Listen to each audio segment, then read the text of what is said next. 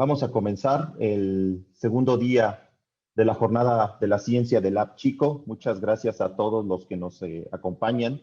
El día de hoy nos vamos también a enlazar en Facebook con la página del Instituto de Física de la Universidad Nacional Autónoma de México. Hoy es el día de puertas abiertas del Instituto de Física. Hay varios eventos virtuales, charlas que ustedes pueden seguir en la página del IFUNAM. Con el hashtag La Física Te Acompaña. El día de hoy, en la segunda jornada de la ciencia del Lab Chico, tenemos otras dos charlas, las cuales van a ser presentadas por Estela en unos minutitos. Les pido por favor a todos los que están en nuestro Zoom, que si tienen alguna pregunta la escriban en el chat, y al final de cada plática les abriremos el micrófono para que puedan realizar su pregunta.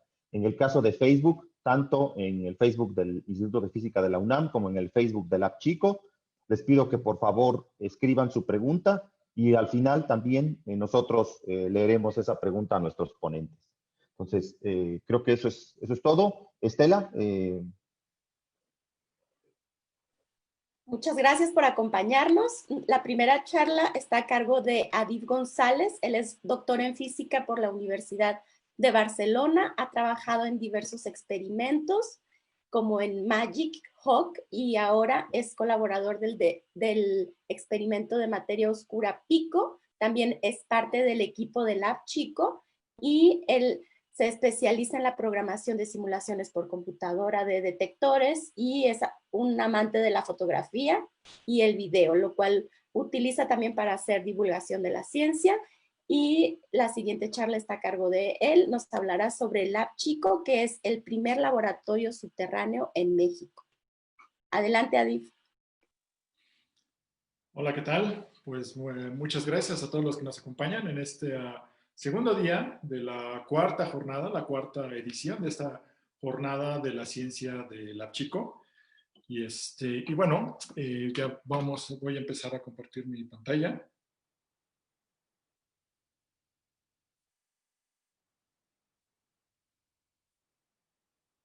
Me avisan si ven o no ven.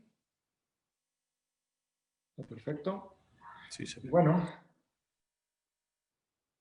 un mezcalito, perdón, mi café, para empezar bien. Y bueno, pues hoy les voy a hablar sobre este laboratorio, el primer laboratorio subterráneo en México, y que va a estar en el estado de Hidalgo. Y bueno, para empezar, me voy a ir a lo básico, voy a empezar, digamos, muy desde el principio. Y bueno, antes que nada, bueno, quiero presentar quiénes son mis colegas y bueno, los que participan en este proyecto, que hasta el momento, bueno, principalmente son el Instituto de Ciencias Nucleares, Instituto de Física, el Centro de Ciencias de la Atmósfera, también como parte del Geoparque Mundial UNESCO Comarca Minera, y del Instituto de Ingeniería. Y bueno, y recibimos además del apoyo de la UNAM, por parte de la UNAM, recibimos apoyo por parte del Reino Unido del programa Global Challenges Research Fund. Y bueno, como les decía, quiero empezar con algo muy básico, algo muy desde el principio, y es, pues ahora sí que lo que le da el nombre a esta jornada, ¿no? Ciencia. Ciencia viene del latín, que significa conocimiento.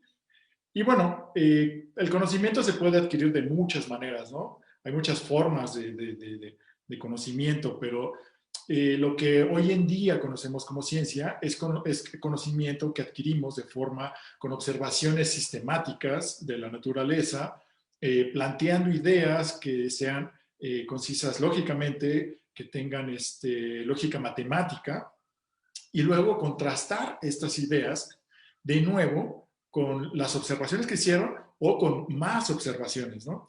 Ese trabajo es un trabajo bastante laborioso, bastante que implica mucha dedicación.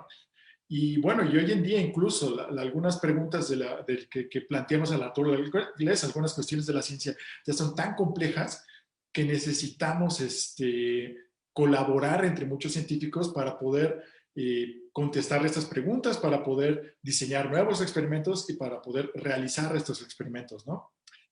Y bueno, y un trabajo así de laborioso, ¿qué es lo que impulsa al científico? ¿Qué es lo que nos impulsa a buscar este conocimiento, buscar más ciencia, ¿no? Bueno, algunos podrían pensar que es el dinero, pero la verdad es que creo que hay maneras más sencillas de ganarse la vida. Y bueno, lo que realmente impulsa la ciencia es la curiosidad. Esa necesidad por saber cómo funcionan las cosas, por qué suceden así, y entender en general nuestro mundo alrededor. Básicamente es como ha sido el progreso de la ciencia hasta el día de hoy, ¿no? Observar el mundo, ver fenómenos que al principio podrían ser inexplicables y buscar una explicación a esos fenómenos, ¿no? Y bueno, esta curiosidad, en un inicio, se empezó a saciar, digamos, con el uso de nuestros sentidos. Nuestros sentidos fueron nuestros primeros instrumentos científicos. Con nuestros ojos veíamos estos fenómenos de la naturaleza, con el tacto, y probábamos, ¿no? No sé, el fuego es caliente, el agua, bueno, es húmeda, el hielo es frío, cosas así, ¿no? Incluso, por ejemplo, se sabe que Galileo, cuando hacía algunos experimentos de movimiento, para poder tomar el tiempo en que se movían algunos objetos, utilizaba su pulso cardíaco para poder tener una referencia de tiempo. Obviamente, un pulso cardíaco no es una buena referencia del tiempo porque puede variar, ¿no? Pero de eso nos fuimos dando cuenta conforme fueron aumentando las necesidades de hacer observaciones más precisas. Y esto fue con el invento de instrumentos científicos. Un ejemplo de instrumentos científicos que dio un gran impulso a la ciencia fue el telescopio. El telescopio, bueno, en la forma moderna que se conoce, fue inventado por Galileo Galilei. Y cuando él empezó a observar a través de sus primeros telescopios, se dio cuenta que la visión del universo que se tenía en ese entonces no encajaba del todo, principalmente porque en su tiempo, bueno, se decía que la Tierra era el centro del universo y que todos los objetos celestes, la Luna, los planetas, todo lo demás, eran objetos perfectos. Y bueno, lo que él vio con su telescopio, uno, fue que en la Luna claramente no era una superficie esférica perfecta, tenía un montón de cráteres y de montañitas y cosas. Y luego se dio cuenta, cuando observó Júpiter, que alrededor de Júpiter había cosas orbitándolo. Júpiter tenía sus propias lunas. Y eso contradecía la visión de que todo tenía que estar moviéndose alrededor de la Tierra, ¿no? Entonces, el telescopio no solo le permitió ver más lejos, sino le permitió incluso cuestionar las ideas establecidas en su tiempo. Ahora, mientras él y otros científicos tenían esa curiosidad por ver lo más lejano, estos objetos, estos planetas, había quienes tenían la curiosidad por ver lo pequeñito, los objetos, ahora sí que microscópicos, ¿no?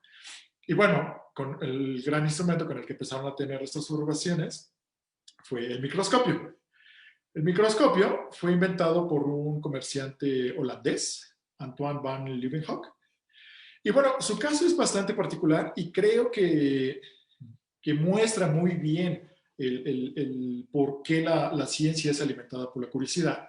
Porque este señor no tuvo educación científica, no era científico, ni siquiera sabía latín, ¿no? Que era el lenguaje de la ciencia en su tiempo. Este señor, lo que le interesaba era vender telas de muy buena calidad. Y bueno, en su momento, estas telas, para ver qué tan buenas eran, era ver las fibras, ¿no? que componían estas telas. Y bueno, algunas de estas fibras eran muy, muy pequeñas, ¿no? Entonces él necesitaba un aparato para poder ver de cerca estas fibras. Y bueno, el microscopio que muestro ahí, de hecho ya es una versión moderna y compleja, podría decirse, de lo que él tenía. Su aparatito era muchísimo más sencillo, ¿no? En el cual se ve que ahí está como lo que parece como una pelotita en el centro de la placa, es una lente, una pequeña lente, y en esa aguja, enfrente de la lente, él colocaba las fibras, pero, como les decía, su curiosidad lo llevó a colocar ahí otras cosas, ¿no? porque, bueno, se dio cuenta que a través de su invento estaba viendo cosas que nadie había visto antes, ¿no? Que ni siquiera él se imaginaba que existían. Y una de las cosas que se le ocurrió poner ahí fue una gota de agua. Y en esa gota de agua, en algo que para nuestros ojos es cristalino, limpio, vio que había cositas ahí flotando, ¿no? Él en un inicio no sabía qué eran, y incluso se dio cuenta que algunas de esas cositas que flotaban se movían por sí mismas. Ese descubrimiento después se entendería que son la vida microbiana, microbios. Y fue un descubrimiento revolucionario, sobre todo para la medicina. Y fue de estas cosas que, vaya, cambian la historia de la humanidad, ¿no? Porque se empezó a entender la relación entre estas cosas que flotaban en el agua y las enfermedades. Y si se entendía de que algunas enfermedades venían de la contaminación o de la presencia de estas cosas en el agua, se podían evitar, ¿no? Entonces fue toda una revolución en la medicina y pues como sabemos cambió la historia de la humanidad, ¿no? Y bueno, yendo a esta curiosidad por ver objetos microscópicos, bueno, con el tiempo se fueron inventando y refinando nuevos instrumentos. Y otro de estos instrumentos que aparecieron por mera curiosidad fue el electroscopio.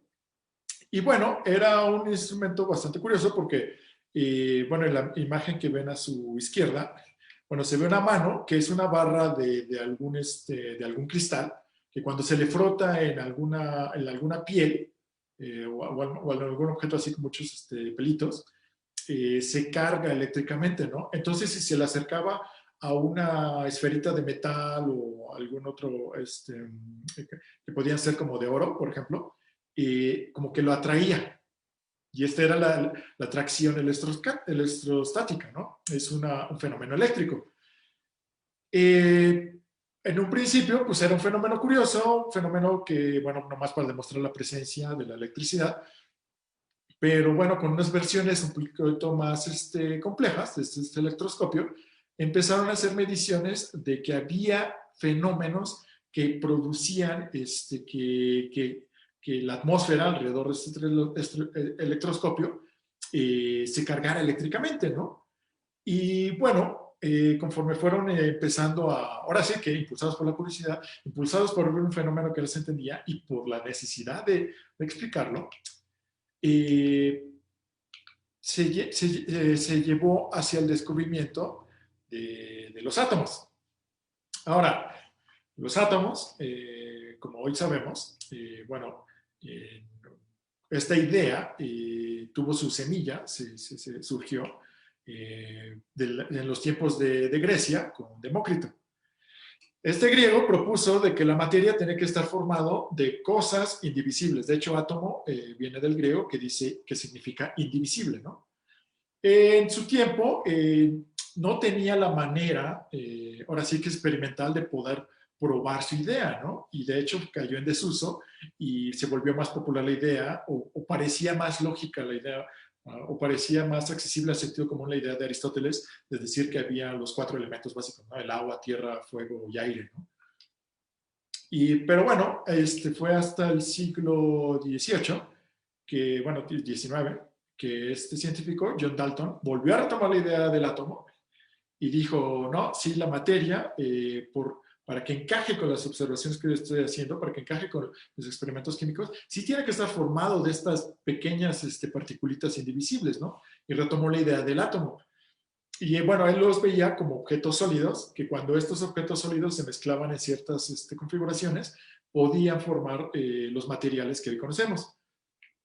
Posteriormente, otro científico inglés, J.J. Thomson, él, bueno, estuvo haciendo experimentos con corrientes eléctricas y con estos experimentos él descubrió que había una partícula diferente a los átomos, una partícula que tenía carga eléctrica negativa y que era la que formaban los átomos, perdón, las corrientes eléctricas.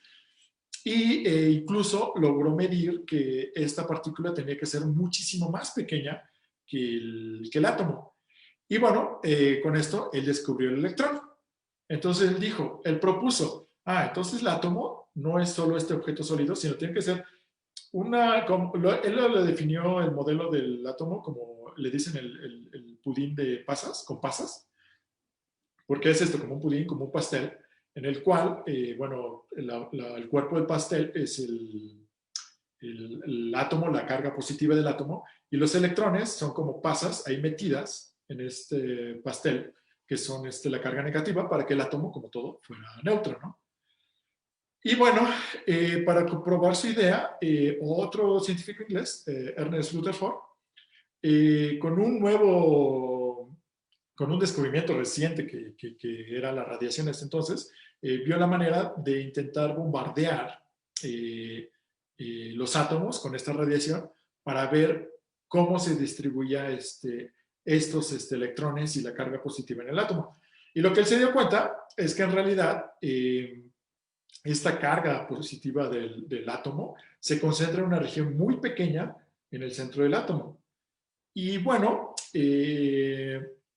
con esto, posteriormente, pues ya se propuso, bueno, el fenómeno de la radiación, que fue descubierto por Henri Becquerel y Marie Curie.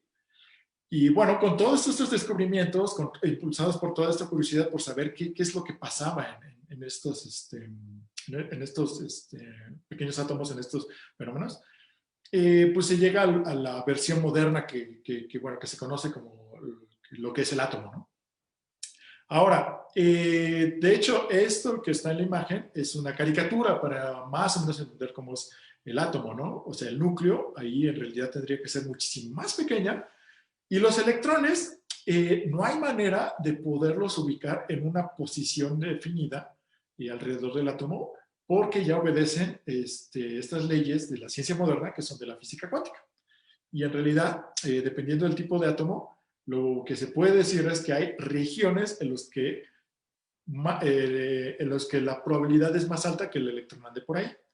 Pero esto es por las leyes de la mecánica cuántica, ¿no? Que es lo que hemos ido descubriendo a raíz de todos estos estudios del átomo y de la radiación y así, ¿no? Y bueno, ¿por qué me quise ir a esto de las partículas tan pequeñitas, ¿no?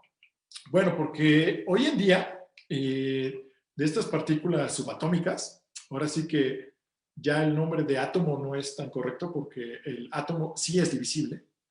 Y bueno, el átomo lo forman electrones con un núcleo donde hay protones y unas partículas que se llaman neutrones.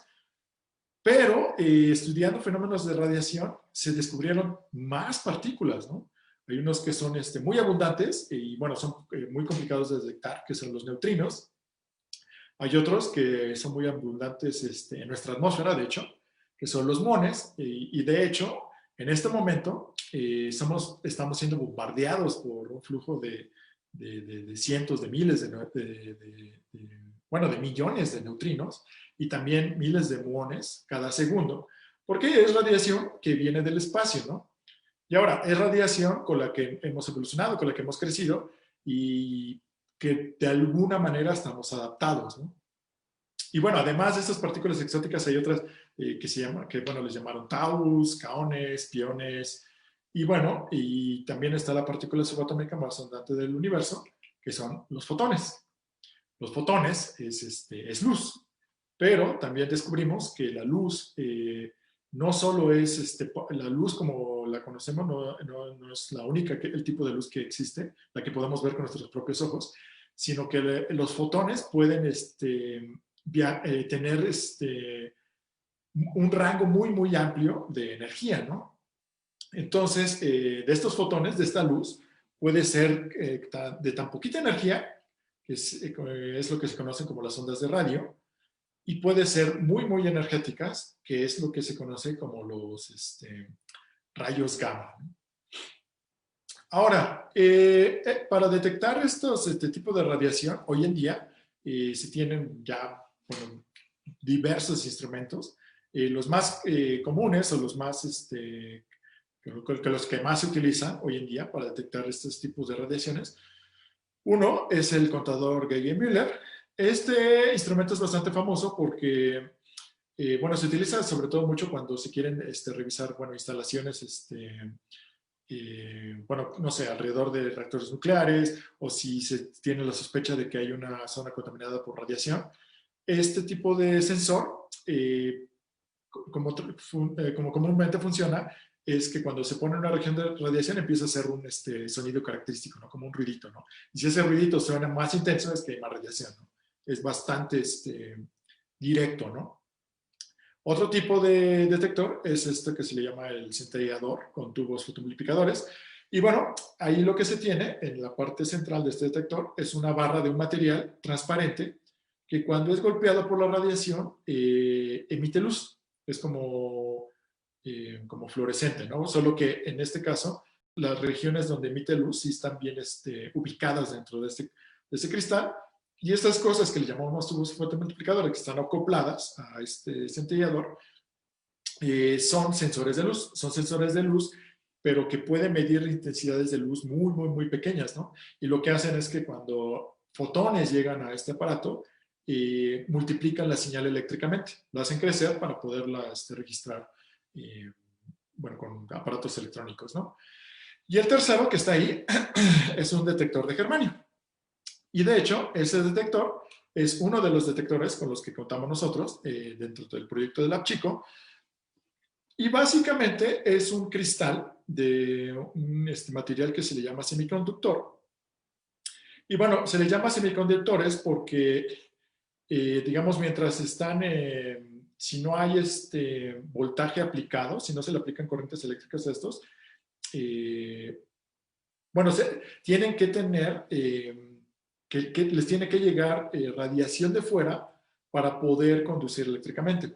O sea, esto es que este cristal, cuando le llega radiación, produce como, digamos, o más bien esta radiación como que golpea electrones, ¿no? De los átomos que están ahí, y como se está aplicando un voltaje, una diferencia de voltaje al cristal, esto produce pequeñas corrientes eléctricas.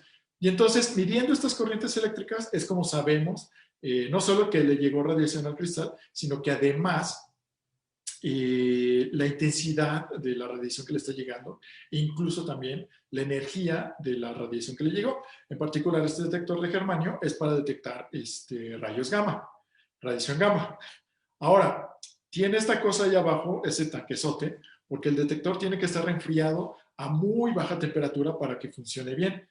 Ese tanque tiene nitrógeno, pero en estado líquido. El nitrógeno es un gas, y de hecho es un gas muy abundante en nuestra atmósfera. La atmósfera está compuesta en un 70% por nitrógeno. Para que esté en estado líquido, tiene que estar a una temperatura menor a menos 190 grados centígrados, si mal no recuerdo. O sea, es decir, tiene que estar muy, muy, muy, muy frío, ¿no? Y bueno, que gracias a que el cristal se pone muy frío, es que lo hace muy sensible a la radiación gamma. Y bueno, y de hecho, esa es una fotografía del detector de rayos gamma cuando hicimos una prueba en una mina que ahorita les voy a mencionar. Y bueno, con esto llego pues al punto central de mi plática, ¿no? Que es hablarles del Lab Chico. El nombre del Lab Chico viene del Laboratorio Subterráneo de Mineral del Chico, ¿no? Y bueno, es un nombre diminutivo porque además es Lab Chico porque pues el laboratorio en un inicio pues va a ser chico, entonces pues queda bastante bien, ¿no? Con el nombre del lugar y una como descripción de lo que es el laboratorio, ¿no? Y bueno, como les decía, bueno, para Lab Chico lo que queremos instalar es un detector de germanio, como el que está ahí para hacer medición de rayos gamma. También queremos instalar unos detectores para detectar esta radiación que les decía que viene del espacio, ¿no? De nuestra atmósfera. Estos detectores se les llama, bueno, es un diseño propuesto por nuestros colegas argentinos, se les llamó escaramujos. Y bueno, con eso también se quiere hacer demostraciones de ver cómo es que en efecto, esta radiación que viene del espacio se puede reducir si ponemos un laboratorio debajo de la Tierra, ¿no? Que es lo que muestro en el diagramita que está en la parte baja, en el cual hay un detector, el detector 1, en la parte alta de la montaña, y se puede poner un detector debajo de la montaña, y con eso se puede demostrar que en efecto, ¿no? La montaña va a absorber la radiación que viene del espacio, que viene de nuestra atmósfera. Y bueno, Algo esencial para poder hacer ciencia con este tipo de detectores, en particular con el detector de germanio, es entender perfectamente bien el funcionamiento, ¿no?, de estos detectores. Y para ello se le hace lo que se llama una caracterización. En lo que yo particularmente trabajo para LabChico es en hacer simulaciones por computadora. Esto es con un programa, un software.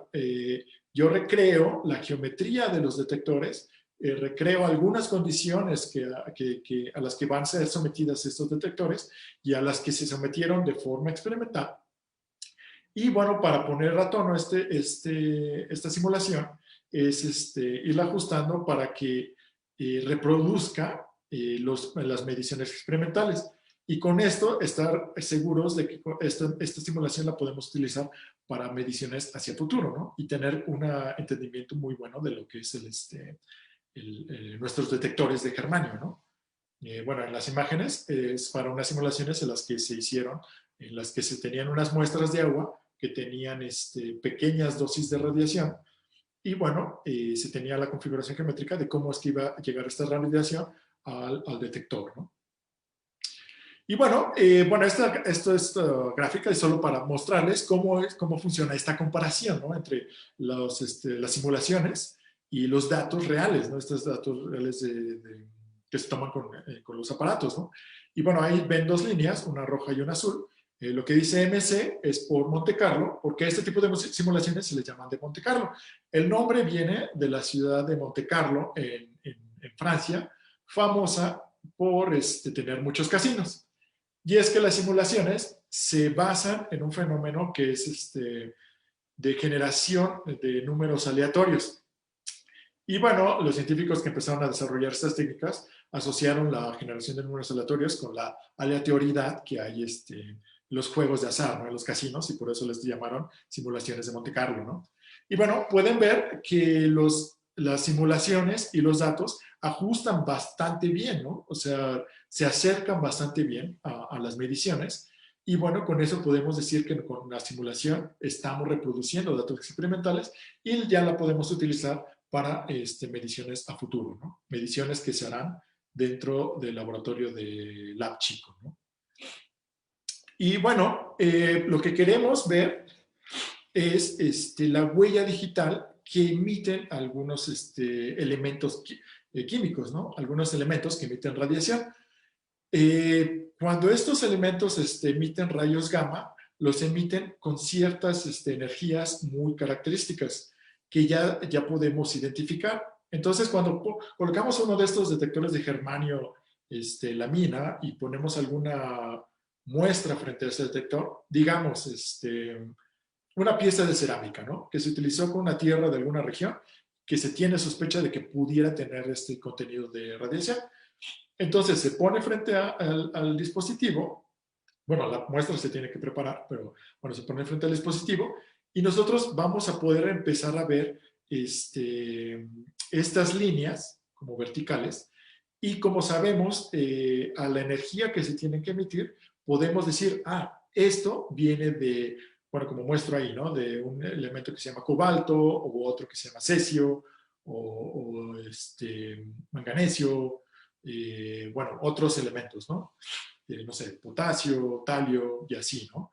Y entonces podemos no solo identificar los elementos radiactivos que pudiera contener esta muestra, sino también la cantidad que tiene nuestra muestra, ¿no? Y esto es muy importante para poder definir si es peligroso o no, porque en realidad prácticamente todo en la naturaleza, incluso nosotros, tenemos elementos radiactivos. La parte importante es la dosis, ¿no? Es qué tanto tenemos de estos elementos radiactivos. Si están debajo de cierto nivel, no es ningún problema, ¿no? Si superan cierto nivel de contenido de estos elementos radiactivos, ya puede ser peligroso para la salud, ¿no? Entonces, bueno, es de las cosas que queremos hacer con LabChico, ¿no? Y bueno, como les decía, ya hicimos algunas pruebas dentro de una mina que ya hemos elegido para nuestro experimento. Esta mina se llama la mina Guadalupe, está ahí muy cerca, un poquito hacia el norte del pueblo de Mineral del Chico. Esta mina ya es usada de forma turística. Los ejidatarios de la localidad la explotan de forma turística. La gente puede visitarla, puede entrar, puede verla. Y también por eso, digamos, nos gustó para poner el laboratorio ahí, para poderlo integrar dentro de las actividades económicas del lugar. Es decir, el diseño del laboratorio va a ser tal que los visitantes también puedan verlo, ¿no? Puedan conocer lo que se hace ahí y sea un atractivo más, ¿no? Un atractivo turístico para la región. Y bueno, esta mina está en esta región que se llama el Geoparque Mundial UNESCO Comarca Minera, que bueno, que es una figura administrativa que desarrolla la UNESCO de lugares que sean, ahora sí que vamos a llamar que sean únicos en el mundo, ¿no? Que tengan una herencia geológica, una herencia cultural muy particular, ¿no? Y entonces, bueno, esta mina y la región es parte de este geoparque, ¿no? Y bueno, aquí están unas fotos de estas pruebas que ya hemos ido a hacer de esta mina. Y bueno, en una primera prueba llevamos esta pequeña covachita para, digamos, proteger los instrumentos. Y bueno, instalamos nuestro detector de germanio.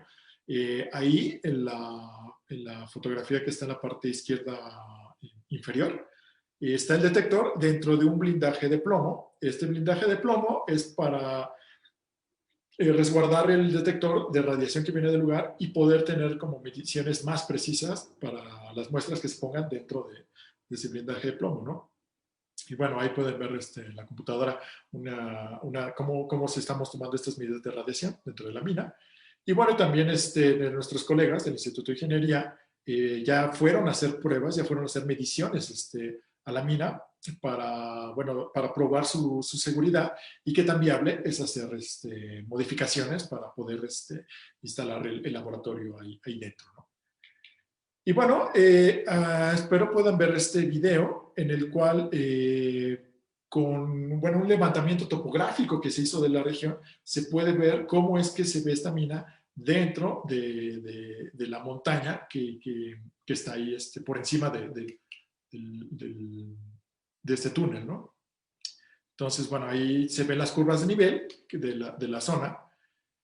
Y bueno, esta es la región, la cañadita donde está esta mina. Y ahí se puede ver la mina, el levantamiento topográfico de la mina que está debajo de la montaña. El laboratorio que nosotros queremos construir va a estar en la parte final, en el final de este túnel, ¿no? Y bueno, es un túnel de aproximadamente 150 metros. Y bueno, esto nos da bastante cobertura de la radiación de los rayos cósmicos. Y bueno, ya es como un paseo virtual, gracias a este levantamiento topográfico de cómo es el interior de la mina, ¿no? Y bueno, de hecho, si ven en los videos que están en esta página de LabChico, la página de Facebook de LabChico, pueden ver más videos donde presentamos cómo se hicieron estas pruebas y bueno, un poquito más de otras explicaciones, sobre todo la parte de los estudios geotécnicos de lo que se hizo en esta mina de Guadalupe, ¿no? Y bueno, ya para llegar al final a la parte final de mi plática, bueno, LabChico va a tener, como digamos, dentro de todo su programa, va a tener 3 ejes, ¿no? Uno va a ser la ciencia básica, va a ser un espacio único en México, va a ser el primer espacio dedicado a la física en México, y bueno, también para las ciencias de la Tierra y para incluso, no sé, aspectos de la ingeniería, incluso algunos se pueden proponer laboratorios para biología, para hacer estos experimentos de ciencia básica, ¿no? También queremos hacer que sea un espacio para la ciencia aplicada, un espacio donde se implementen y se desarrollen técnicas para, bueno, la radiación la detección de radiación y, bueno, y a su vez la detección de contaminantes en agua, en alimentos, con impacto en la región. Y bueno, y también va a ser un centro para la divulgación y la educación. Y de hecho, bueno, estas jornadas de la ciencia son parte de este programa, ¿no? Del programa divulgativo y educativo. En ediciones anteriores de esta jornada, pues ya habíamos hecho estas pláticas en la región, en el Mineral del Chico. Bueno, obviamente esta cuarta jornada lo hubiéramos hecho allá, pero bueno, por la situación de la pandemia, pues bueno, tenemos esta oportunidad de hacerlo de forma virtual, ¿no? Pero bueno, esos son los 3 ejes del Lab Chico. Y bueno, con esto termino mi plática y muchas gracias por su atención y gracias por atender a mi charla, ¿no? Entonces, bueno, vamos a las preguntas. Muchas gracias, Adi, por tan buena plática. Ahora tenemos algunas preguntas.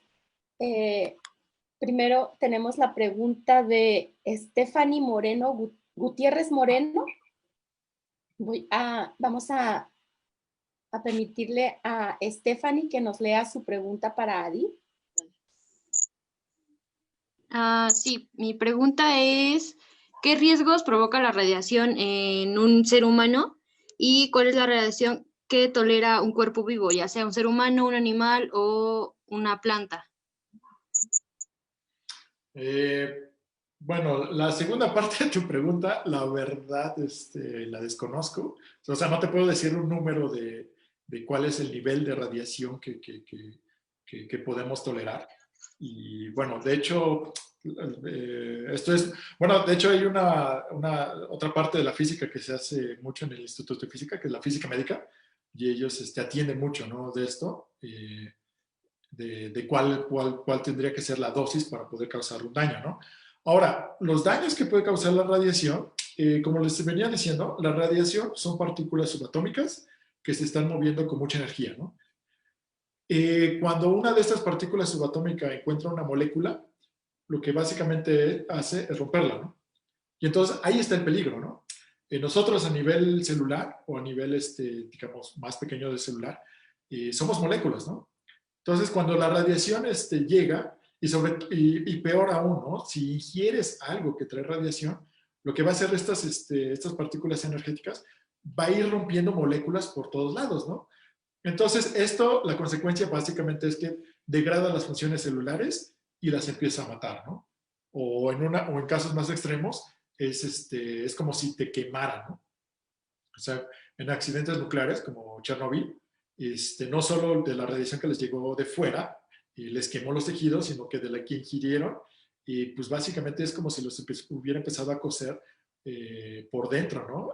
Y es muy doloroso porque es un proceso de cocción lenta, ¿no? Entonces, o sea, en grandes intensidades puede ser peligroso, ¿no? Pero como les decía, vivimos en un mundo rodeado por radiación, ¿no? Entonces, de alguna manera, nuestro organismo tiene mecanismos para lidiar con esa radiación que continuamente nos está llegando, ¿no? En cuanto detecta la función, una mala función de una célula, pues la desecha, ¿no? Cuando estos mecanismos fallan, es cuando, por ejemplo, se produce el cáncer, ¿no? Pero bueno, gracias por la pregunta. Gracias, Adi. Tenemos ahora la pregunta de Daniela Hernández. Claro, mi pregunta era, ¿qué tanto nos podría afectar esa radiación cósmica, bueno, que nos había mencionado sobre los muones? ¿Qué tanto puede afectarnos a nosotros, a los seres vivos y al agua que consumimos?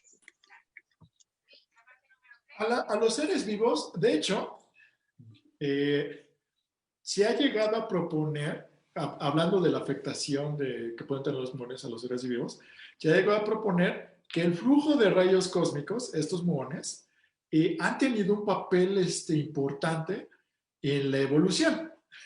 Como les decía, ¿no? Esta radiación puede causar daños en las células, y células que tengan estos como cambios, estos daños, puede provocar mutaciones, ¿no? Ahora, la evolución, uno de sus motores son las mutaciones, ¿no? Si no hubiera mutaciones, un ser vivo se quedaría como tal y no habría esta selección natural, ¿no? Pero no sé, por ejemplo, ahora sí que los primeros homínidos, ¿no? Que los changos tienen las manos así, y empezaron a aparecer homínidos que tenían como el pulgar un poco más separados, ¿no? Una mutación, pero una mutación que empezó a ser útil, ¿no? Y eso llevó a la evolución, a la aparición de homínidos y finalmente a nuestra aparición, ¿no? Entonces sí, los muones pueden tener efectos en los seres vivos que pueden ser benéficos como la evolución o pueden ser perjudiciales, perdón. Por ejemplo, el nivel de radiación que llega del espacio depende a la altura a la que tú te encuentres dentro de nuestra atmósfera. A nivel del mar es donde más se absorben los muones porque tenemos más atmósfera y entonces es donde, digamos, llega menor radiación del espacio. Conforme va subiendo, por ejemplo, nosotros en la Ciudad de México recibimos más radiación que el nivel del mar. Y, por ejemplo, la gente que viaja en avión, ellos reciben todavía radiación más intensa. Y por eso, por ejemplo, los pilotos de aerolíneas comerciales, que se les tiene que controlar el número de horas que van a estar a estas alturas, a 10 kilómetros, porque puede ser un factor de riesgo que estén bombardeándose más con esta radiación, ¿no? Pero bueno, como les decía, ahora sí que mientras tus pies estén pegados a la tierra, no es un factor de preocupación, ¿no? Pero sí, lo interesante es esto, ¿no? De que los rayos cósmicos pudieran tener su participación en algo tan importante para la vida como ha sido la evolución, ¿no?